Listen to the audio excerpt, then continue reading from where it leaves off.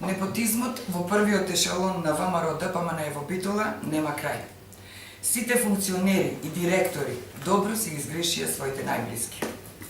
Кире Крстевски, како директор на Нискоградба, која тоне во долгови и е во катастрофална финансиска состојба, сепак најде сили да ја вработи ќерката на директорот на Стрежево, Љупчо Бошевски.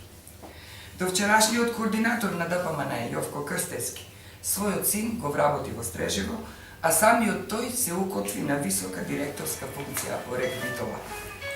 Ништо подолу не е ни новиот координатор на ДПМН Зоран Илиевски, директор на Водовод, кој во ова јавно предпријатие си го вработи својот брат. Го повикуваме новиот координатор на ДПМН Зоран Илиевски да им објасни на битолчани колку правосмукалки и бела техника има набавено за јавното предпријатие Водовод од фирмата на сопругата на Јовко Крстевски во 2011 година.